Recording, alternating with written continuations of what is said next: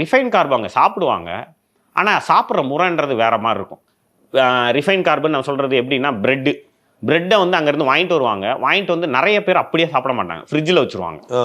One day ஃப்ரிட்ஜில் வச்சுட்டா அந்த பிரெட்டில் இருக்கிற கொஞ்சம் ரெட்ரோகிரடேஷன் அப்படின்னு ஒரு ப்ராசஸ் நடக்கும். அந்த ப்ராசஸில் என்ன ஆகும்னா அது ரெசிஸ்டன்ஸ் ஸ்டார்ச்சாக மாறும். அது கட்டுக்கு ரொம்ப நல்லது.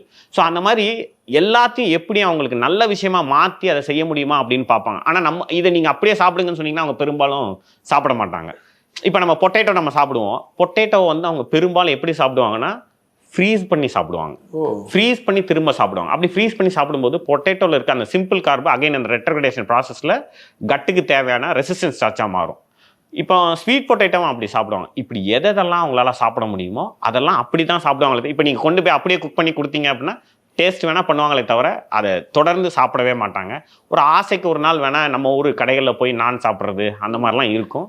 மற்றபடி ரெகுலராக இல்லையா? ஜப்பான்ல இந்த ஒரு ஃபாஸ்ட் ஃபுட்டோ, ஃப்ரைட் ரைஸ், ஃப்ரைட் சிக்கன் அதெல்லாம் இல்லவே இல்லையா? உண்டு எல்லாமே உண்டு. அக்கேஷனலாக சாப்பிடுவாங்க. அதாவது ஜப்பான் மட்டும்தான் ஒரே கண்ட்ரி டெவலப் ஆனதுக்கப்புறம் கூட ஒபிசிட்டின்றது இல்லாத இருக்க ஒரே கண்ட்ரி.